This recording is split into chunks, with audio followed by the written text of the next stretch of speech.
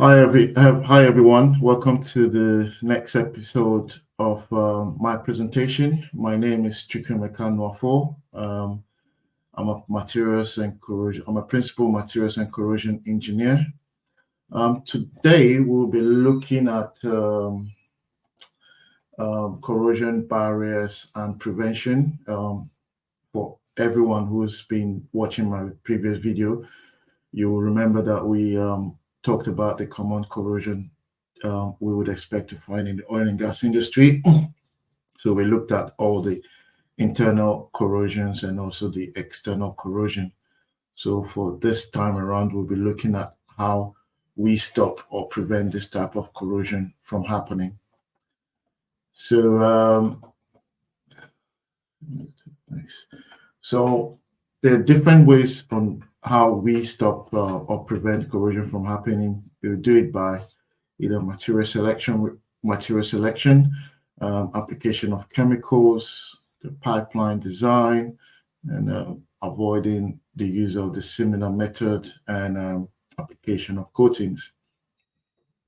So we would look at the first one, which is material selection. Just for those people who are not very familiar with what material selection is, it is basically, I'll give you an example. For instance, I mean, if you're cooking, you wouldn't use a plastic pot to cook your food. Obviously, you know it would melt. Rather, you would use a metal pot to cook your food. So, the people who have made pots do not make it out of plastic. They always make it out of metal because they know that the plastic would not withstand the temperature of a fire. It will rather melt. So that's why they decide to go for material selection. That's why they decided to go for a metal. And that's the same philosophy that we use to select materials for the oil and gas industry. So we've got different materials that we use. So the materials are selected based on the costs, whether they would be able to do the operating condition of that they will be exposed to, and also the fluid which they will be transporting. So the first material we will normally go for is carbon steel, and then stainless steel, high alloy stainless steel, duplex, and then finally the nickel-based alloy. So obviously with the example I gave you, carbon steel have its limitation. If we analyze the material and realize that carbon steel would not be suitable for the fluid that is going to be transporting, we would then look to use a material which can be able to we look at a material like stainless steel, which can be able to withstand such type of condition. And if stainless steel limit is met, then we would look at a more exotic material like duplex steel, and then finally, based on if duplex steel is not suitable, then we would then look at using the nickel-based alloy, which obviously everything is based on the cost as well. So, in summary, we always try to go with carbon steel as much as possible, but if we are not comfortable with that, then we would have to go for a more exotic material such as stainless steel, duplex steel, or nickel-based alloys. The next way we would control corrosion is by application of chemicals. So we would apply corrosion inhibitor, which is a chemical compound that when added to the liquid or gas would decrease the corrosion rate of the material for mainly either carbon steel or stainless steel. or even nickel alloys as well. Corrosion inhibitor basically it's small, as mentioned, it's more a chemical really. It can only help to reduce the corrosion rates or slow it down so that we can, we can be able to use that material which we want to use rather than having to use a more exotic material. The next type of chemicals that we apply in the oil and gas is oxygen scavenger. If you remember my previous presentation, I did mention to you that oxygen is a type of corrosion and can lead to failure in the system if they are found inside the system. So we add oxygen scavengers to reduce the level of oxygen in the system so that it will not lead to any type of oxygen corrosion. I would talk about this in the next page. I'll talk about oxygen scavengers a bit more, or oxygen barriers a bit more in the next stage. The next type of chemicals that we apply is biocide. Biocide is used to control the level of microbial organism in the system, which can lead to basically microbial induced corrosion. So just unlike oxygen scavengers, we also put biocide as well in a system that reduces the level of organisms in the system that can lead to microbial corrosion. So let's look at oxygen barriers. So a bit more. So to slow down or to reduce the level of oxygen in the system, we would use basically a system, a mechanical device called deaerator. So deaerator is, as you can see, there's a picture there. That's a deaerator tower. What this does is that it reduces the oxygen concentration from down to 100 ppb. And then once that's done, the next approach to reduce oxygen in the system is by applying chemical scavengers or oxygen scavenger. The most common type that we use is called the ammonium bisulfite. So this oxygen scavenger reduces the concentration of oxygen to less than 20 ppb. So just to summarize, the deaerator tower would reduce the oxygen level to less than 100 ppb. And then when we apply the chemical, that would reduce it down to 20 ppb. The next type of my corrosion control is the microbial control. So there's three ways we can control microbial. Here is by applying or by chlorinating the seawater, which is one of where we apply chlorine. So we apply chlorine to the system of seawater to remove any bacteria or that's in the water. Just like similar to swimming pool, they chlorinate the swimming pool to remove any bacteria so that when you swim in it, you don't get harmful bacteria in your body. So we also chlorinate the system to remove any bacteria from the water. And the next thing we will do is apply biocide. So biocide, as I mentioned before, it's used to control microbial activity in the system, and it would remove or reduce any microbial activities, and thereby reducing the chances of microbial induced corrosion happening. So that's the reason why we apply biocide. The other way we can also remove or control microbial activities is by pigging. So we run because pipelines can be very like kilometers long. So by applying a pig is like a cleaning tool that cleans the pipeline over a long distance, and then removes every bacteria or microbes that have been in the pipeline for very long, and basically cleans it, and even liquid cleans it up and make sure that it is all clean for, so that these microbes activities don't actually grow in the pipeline. So just to mention, pigging is like a tool that we will just run through the pipeline to clean the pipeline of any microbial activities. So the next one is erosion.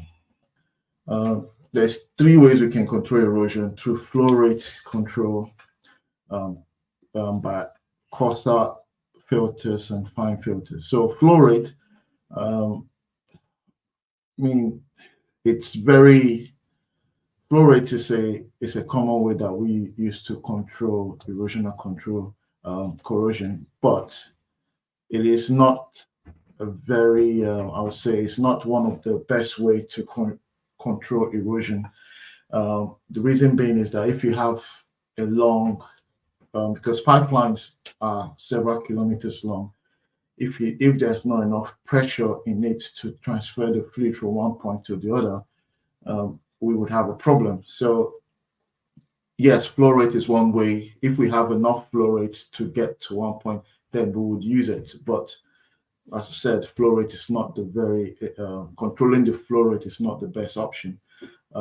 So flow rate is basically involves setting a maximum and minimum flow limits to limit solids settling or eroding the pipe walls as they go along. So that's what it is. But as I said, it's not one of the best option or one of the first option we would use to control erosion or corrosion.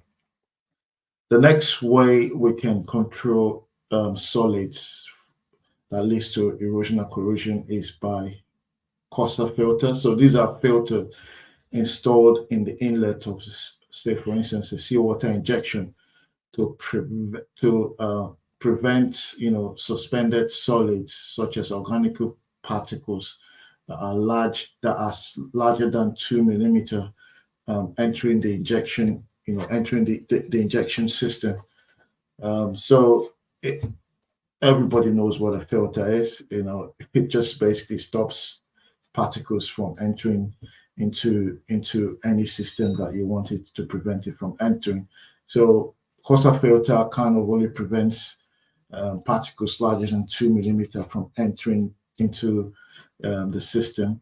And then similar to also the same with fine filter, they also prevent particles less below 50 microns from entering into the system. So coarser filter, just a summary, coarser filter removes particles or prevents particles larger from entering into the system, and then fine filter